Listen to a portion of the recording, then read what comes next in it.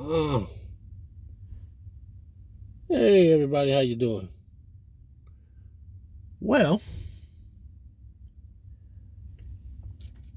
today's conversation, we're gonna dig a little deeper into the language. The professor is discussing Napoleon and how he came across the Rosetta Stone, and in doing so, the Rosetta Stone allowed Napoleon and his people to figure out ancient Egyptian language.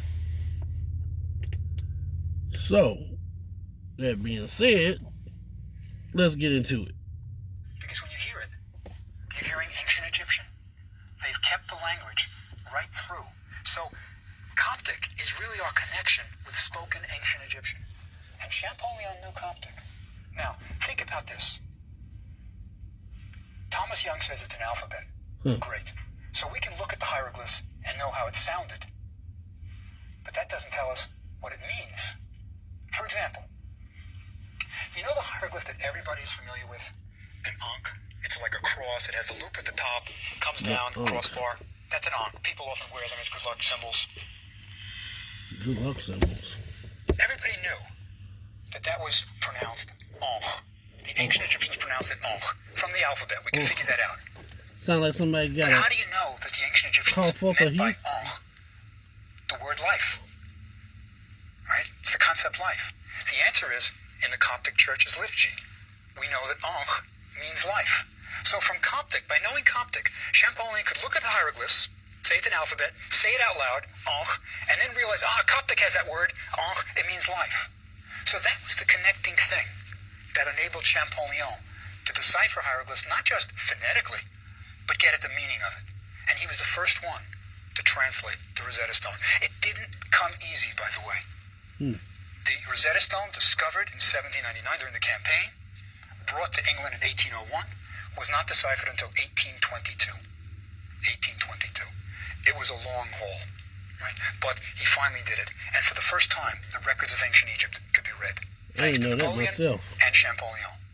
Now, what I'd like to do is to show you just how the language worked. But let me explain what was on the Rosetta Stone. What's on it? What does it say? First, the Rosetta Stone is what we call a stela. A stela is simply a large stone, usually 3, maybe 5, sometimes 9 feet high, shaped like a tombstone. They're always rounded at the top, and I really do think that we get our tombstones from that. I think that's where we get the tombstone from.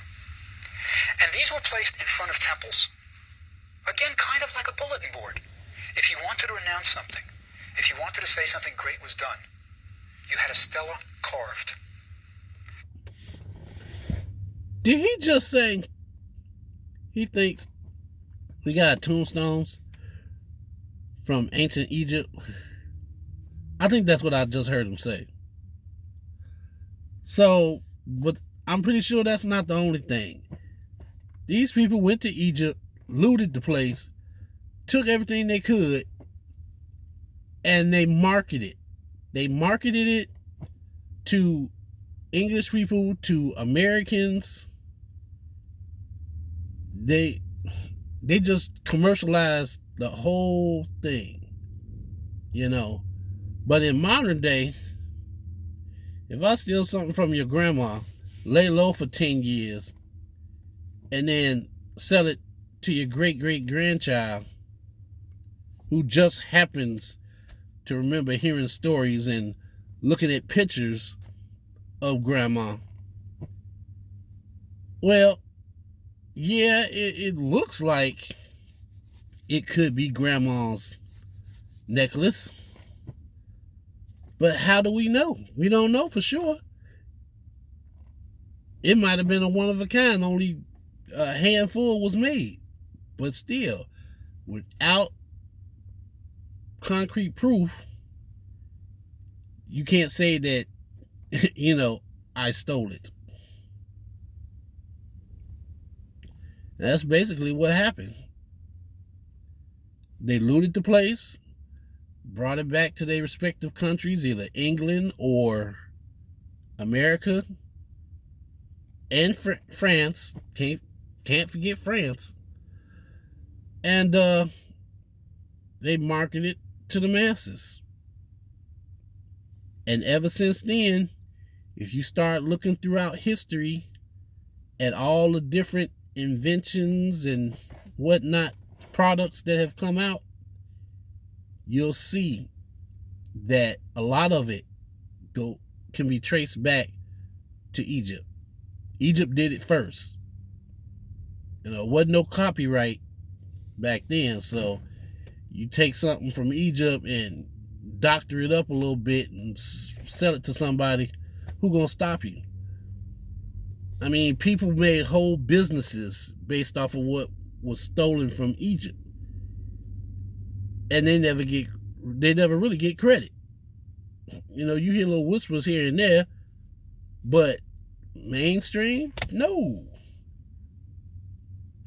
That'd be like giving all black people reparations. That's not gonna happen. Nah, not gonna happen. So, I'm gonna let the professor finish talking. And the Rosetta Stone, broken as it is, fragmented as it is, right? It's broken, it's not complete, was from originally a stela. It was a large stone erected in front of the temple. Now, it was erected during the reign of the king Ptolemy V, a Greek who was ruling Egypt, right? Toward the end of Egyptian civilization. Now, Ptolemy had done a couple of nice things for the priests. He said you don't have to pay certain kinds of taxes. You don't have to make this trip that you always have to make to deposit your taxes. And the priests were very thankful. So what they did was, they carved this stela. And they carved it in hieroglyphs, because it was important. They carved it in Demotic so the people could read it. And they carved it in Greek so Ptolemy V could read it, because he couldn't read Egyptian. The Greeks never learned to read Egyptian when they were ruling. The only Greek who ever learned ancient Egyptian language was Cleopatra. We'll talk about that later. So this Rosetta Stone is basically a thank you letter from the priests of Egypt to Ptolemy V saying, thanks a lot, you're a good guy. Given that we now know what the Rosetta Stone said, and that it was a key to decipherment, I want to go to my last goal for this lecture. I want you to be able to read and write your own names in hieroglyphs. So to do that, you're going to have to know how the language really works. Now, let me start by saying there are three ways a hieroglyphic symbol, can be used. First, it can be used phonetically to represent a sound. For example, if you take the hieroglyph that looks like a hand hieroglyph, they're not talking about hands. That represents the sound D, a D. If you look at the little rectangle hieroglyph, which if you remember was the first hieroglyph in King Ptolemy's name, that's a P. Then you have the little semicircle in Ptolemy's name. That's a T. So those three symbols, the P, the T, and the D, those three, are alphabetic. Just represent a sound. They're not talking about hands and rectangles and semicircles. Now, if we put those three hieroglyphs together, if we form them together, we have a word. D-P-T. The ancient Egyptians didn't write vowels. Many ancient languages don't have vowels. For example, Hebrew did not write the vowels until very late. The reason is that most people were illiterate, and these were just sort of aid memoirs to help you remember things. It wasn't like the formal writing. So, DPT, now we don't know how exactly it was pronounced, but let's say call it debit. We'll put it in a little short E so it doesn't sound like Swedish debit or whatever.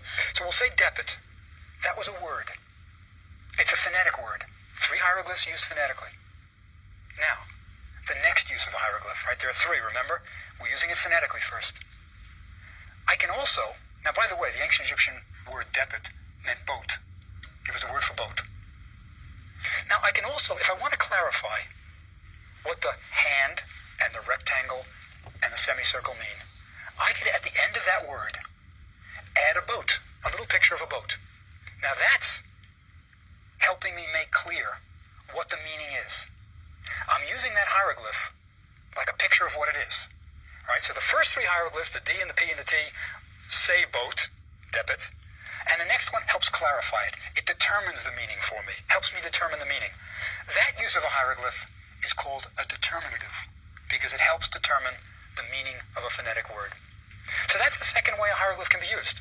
After a bunch of phonetic sounds, giving you a picture of what it is. I mean, for example, if I wrote the word C-A-T, cat, and drew a little cat, the C and the A and the T are phonetic, and a little picture of the cat is helping me determine the meaning. So far we have two ways that hieroglyphic sounds can be used, either phonetically or as a determinative to give you a picture. Now, what if I'm in a real hurry? I don't have time to write the D, the P, the T, draw a little boat. I want to get it done quickly. That's my third use of hieroglyphs. I can simply draw a picture of a boat and put a little line under it, a stroke. And that says, it's a picture, that's all you're getting. That's called an ideogram.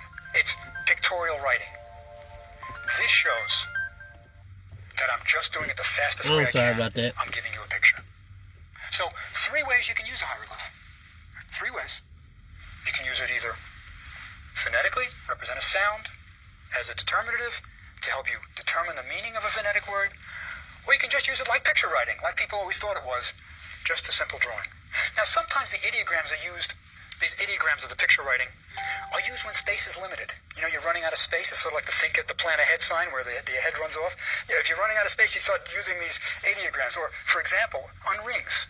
If you wanted to put your name on a ring, which is a small surface, you might not have the room to spell out Mantu Hotep Herkepshef or something like that. So you might want to try to do an ideogram of something like the god Mantu, a little picture or something like that. You do it in different ways, right? So, three different ways, determined often by, just sort of the circumstances. Now, one thing I should tell you about Egyptian that I think is just neat. It's the only language I know that can be written either from right to left, or left to right, or top to bottom. They could do it any way they wanted. And the reason is for artistic consideration. Think about a tomb. Let's say you're decorating your tomb, and you have a doorway, and you want to have a religious inscription over the doorway. You want it to say, may I have all the bread and beer and things good and pure that the gods live on. Now, you could write it either from left to right, or right to left. Or, if you want it to be really artistic and have it really symmetrical, you could start at the middle of the door and write one inscription from right to left, reading outwards from the middle. You could start the same inscription in the middle going the other way, and you got this beautiful symmetrical double rendering of this prayer. And that's why they could write it from right to left or left to right, for artistic consideration. They were really into symmetry. Egypt is a very symmetrical land. You've got the Nile going down the middle, you've got the desert on both sides. They loved symmetry. They liked balance, and their language was done that way. Also, if you had a narrow space where you wanted to write something, you could write it from top to bottom. Right? Now, if you want to know, how do you read it? How do you know which way to read it? The answer is, you always read towards the mouths of the birds. So you look at the birds, and if the mouth's like this, you read it this way, into the mouth, as if the bird is eating the direction it's going in. So you read always into the mouths of the birds. And that's what always tells you which way to do it. It's never confusing. I know that sometimes it sounds like it might be, but it never is. It's an amazing language. But now, my promise. I said that you would all be able to read and write your names in hieroglyphs before this lecture is over. And here's how we're going to do it. At the end of your outlines is an appendix. I've got the entire Egyptian alphabet for you there. For example, the vulture.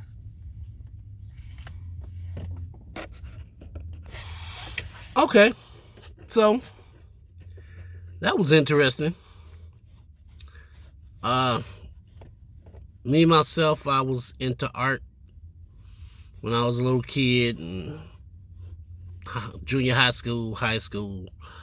After high school, then I started dropping off. Life happens, so it is what it is. But I challenge any of you to create a message in ancient hieroglyphs and tell me how it turned out. And I'm gonna do some works, original works. I'm not saying they're gonna be perfect because I'm well removed from ancient Egypt, so I'll do the best I can.